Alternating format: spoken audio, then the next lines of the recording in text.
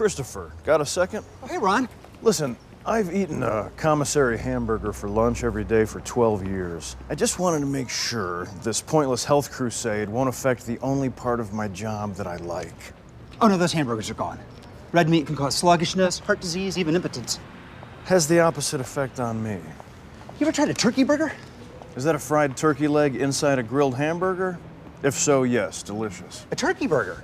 You take lean ground turkey meat, you make that into a burger instead of red meat. Why would anyone do that to themselves? What if I told you that I could make a turkey burger that tastes better than any other burger you've ever had? Challenge accepted. Cook-off later today in the courtyard. If I win, hamburgers remain in the commissary. What do I get if I win? The rarest jewel of all. Victory over me, Ron Swanson. I like that.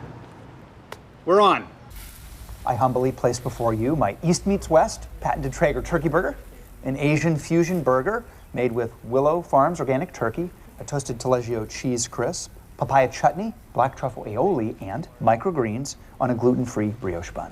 Enjoy. This tastes as delicious as Beyonce smells. I'm guessing. What is this in here? Saffron?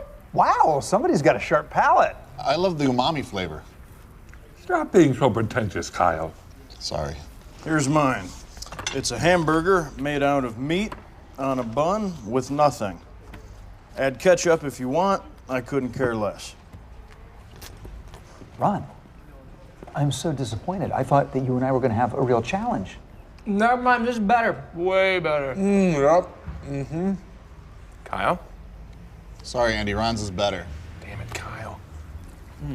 Oh my God, it's so much better. It's crazy. Turkey can never beat cow, Chris. Sorry. I don't understand. I've tinkered with this recipe for years. Granted, it's been a long time since I've had a hamburger.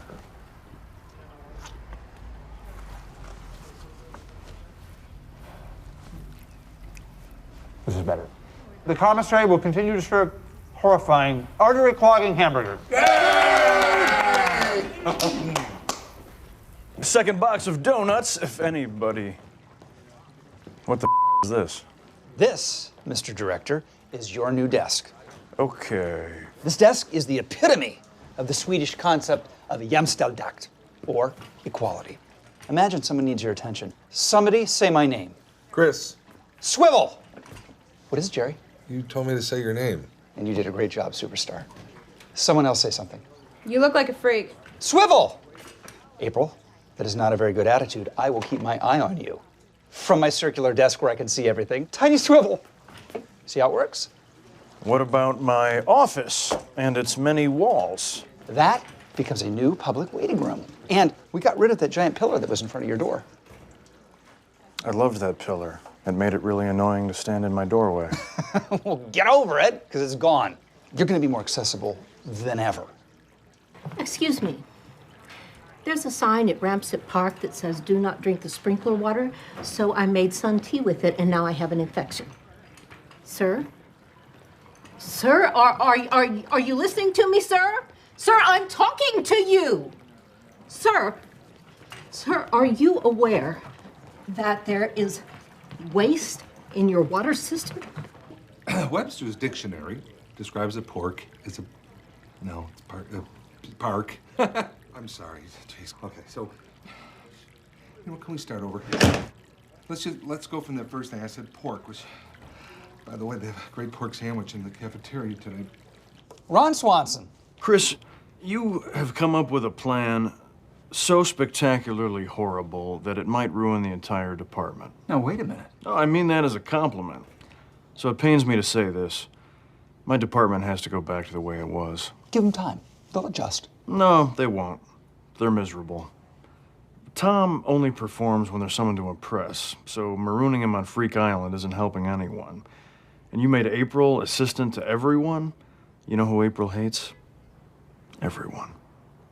And Jerry can only function if no one's looking. You shine a light on him and he shrinks up faster than an Eskimo scrotum. Well, that's very perceptive, Ron, and very graphic. I understand your point, but there's no way that I could just roll over on this. Okay. You won't ever hear me say this again, so savor this moment. I may have a compromise. Ron Swanson, I want to thank you for being so ruthless and cruel in a meeting the other day You'll have to be more specific. with the Public Works Department about the dam. Ah, What do you say I take you to lunch, and then we can talk about all the projects that you want to get accomplished? that won't be necessary. I don't have any projects. I hate projects. What a bill!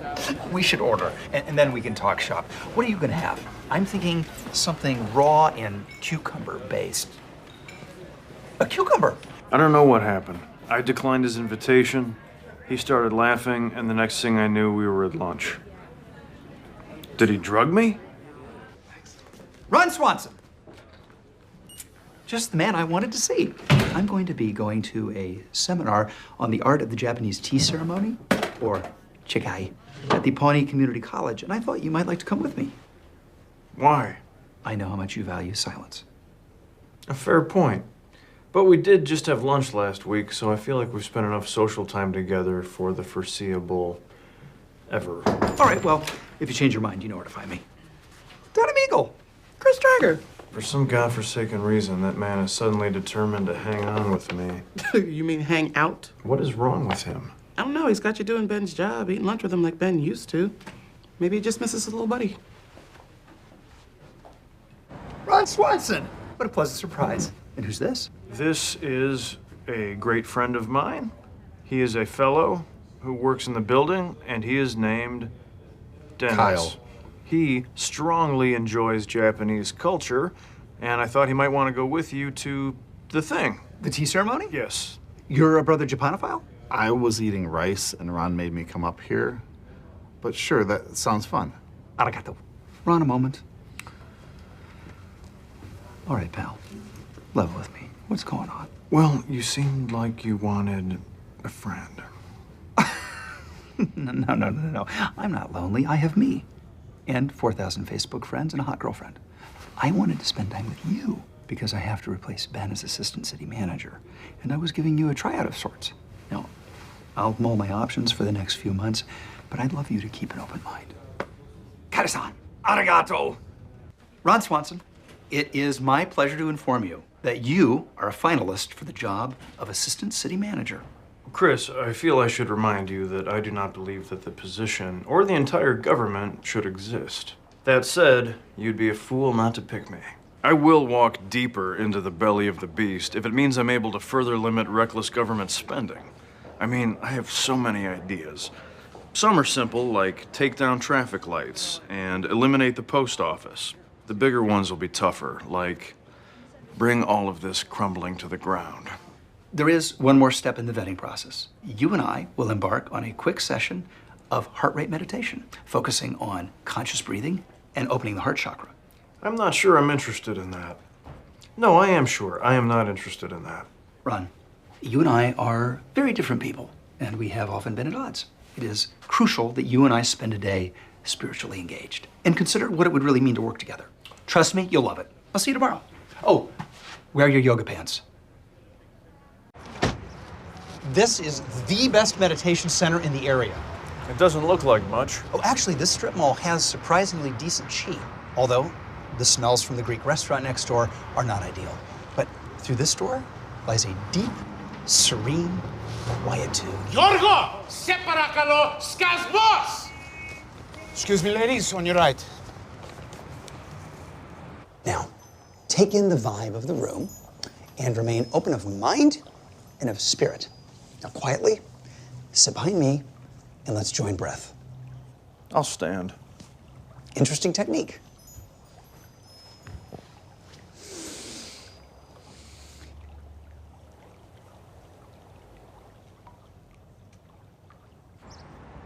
All told, we were in there about 6 hours. And no, I was not meditating. I just stood there quietly breathing. There were no thoughts in my head whatsoever. My mind was blank. I don't know what the hell these other crackpots are doing. Ron, you radiated mindfulness. What were you thinking about? I wasn't thinking at all. Incredible. It takes a ton of work for me to get to that kind of a clear headspace, no matter how hard I try. Don't try so hard. Don't try so hard. Ron, I'm going to try your not trying method right here, right now. Chris, wait. I know this crap is important to you, so I should come clean. I got nothing out of that experience at all.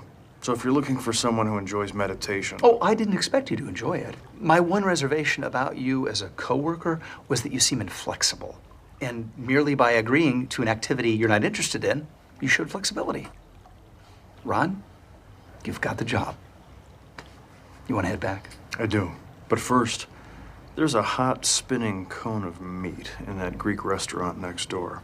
I don't know what it is, but I'd like to eat the whole thing. Okay, let's begin the barbecue. Oh, hey, little guy, what are you doing? Oh, no.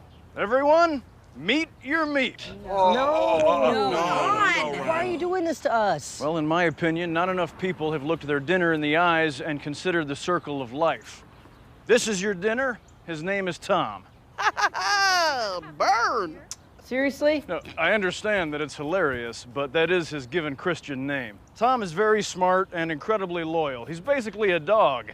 A dog we're going to cook, chew, and swallow. Dude, there's kids around here. Good point. Which one of you youngsters wants to help me drain the blood from this animal? If you do a good job, I'll give you the bladder. You can blow it up for a fun play ball. Oh my God. Food! Food! Yes, I am returned. No! Not so fast, Shirley. I just have to thaw the meat, season it, and grill it up, so it's gonna be a few hours. No, Ron! My tummy's rumbling. It's scary. Tommy's got the tum-rums. Ron, Chris Traeger, feelings update. I'm now feeling that your guests are getting a little antsy. Fine, I'll skip a few steps and speed things up. There you go. Is there at least something to drink? There's beer in the cooler. What about for the children? You can get water from that water fountain and use it to water down the beer. Why don't you just give the kids water? I suppose you could do that. Now would everyone please back off and just let me cook in peace? Ron, can I have a burger? I'm hungry. For the last time, no burgers yet. I've got ribs and I've got beef cheek. Ron, where are my vegan soy patties? Oh, I gave them to the kids. They love them. They're skipping them across the pond. Donna, I gotta go to the boys' room. Can I have a ride in your car? Absolutely not. This barbecue stinks. I'm saying it. It stinks. Do you have any plates or anything? I mean, how are we supposed to eat these rumps? Ron, if no one takes me to the bathroom, I'm just gonna have to go in the trees. All right. Forget it. You have ruined a perfectly good barbecue with your demands and chatter. Enjoy the rest of your evening.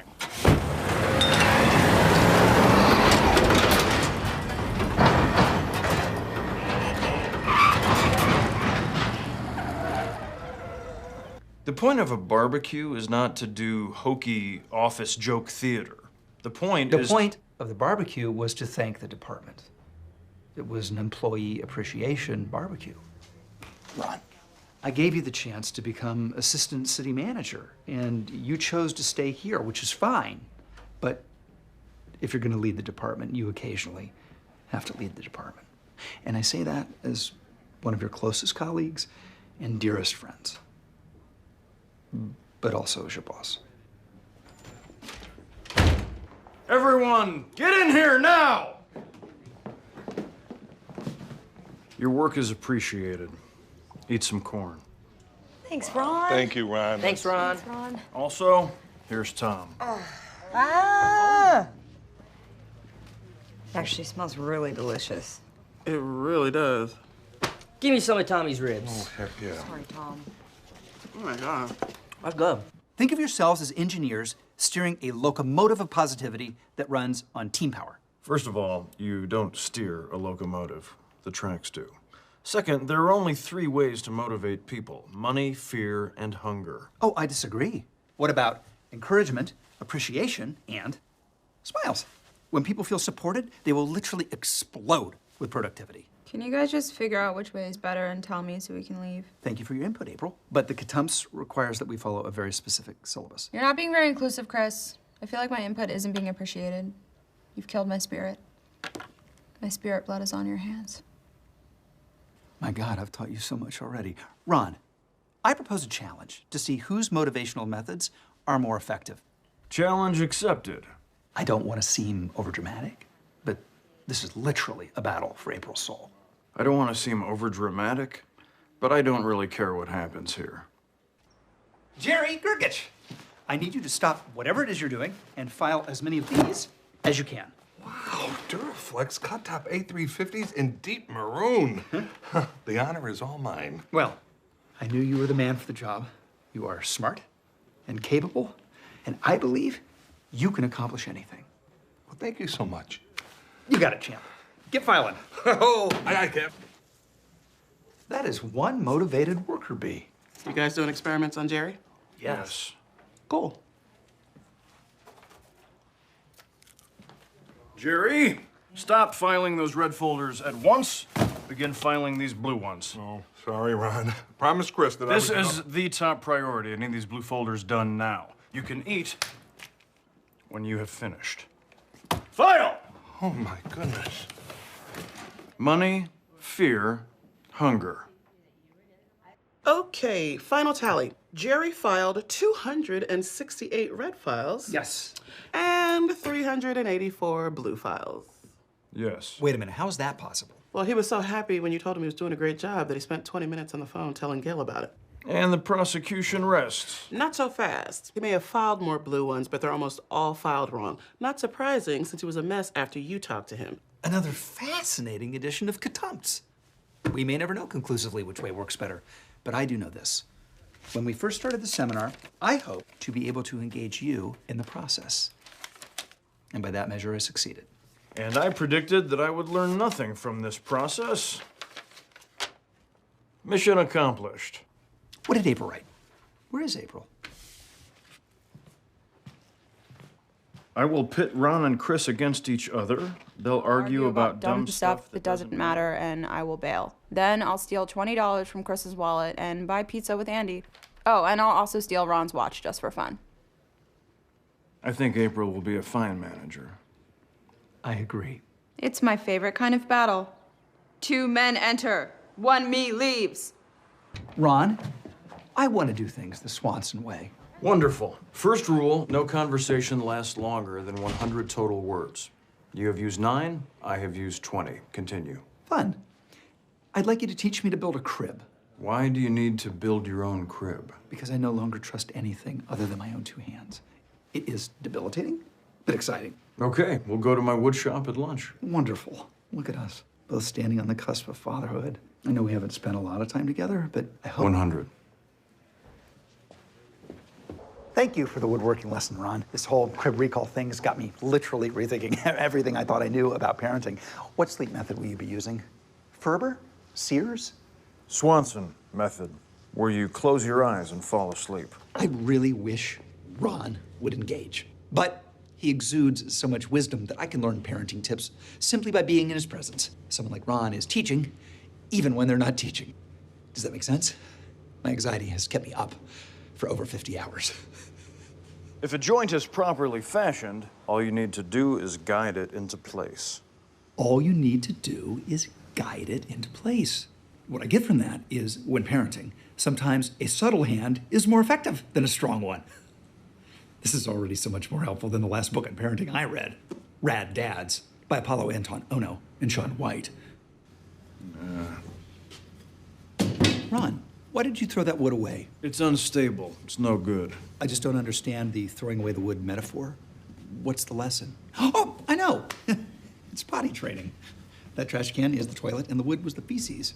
Chris, I'm not teaching you anything. We're just building a crib. No, I know you're not consciously teaching me anything. I'm just trying to siphon off some of your calm, centered wisdom through metaphors. Metaphors? I hate metaphors. That's why my favorite book is Moby Dick. No frou-frou symbolism, just a good, simple tale about a man who hates an animal. That's enough for today, I think. An organized child is a... No. Ron, what's this? The crib I built, I'm giving it to you and Ann. It's perfectly safe. I tested it by hitting it with my truck. Well, Ron, I can't accept. This is for your baby. Well, there's more than one crib tree in a forest. That's not a lesson, by the way, just a comment on lumber availability. It's beautiful, thank you. Nobody has all the right answers in parenting, including me. And that toxic crib you bought won't be the last mistake you make. But a man who is this worried about making all the right choices cares very much. That's all that matters. You'll be a great father. Thank you, Ron.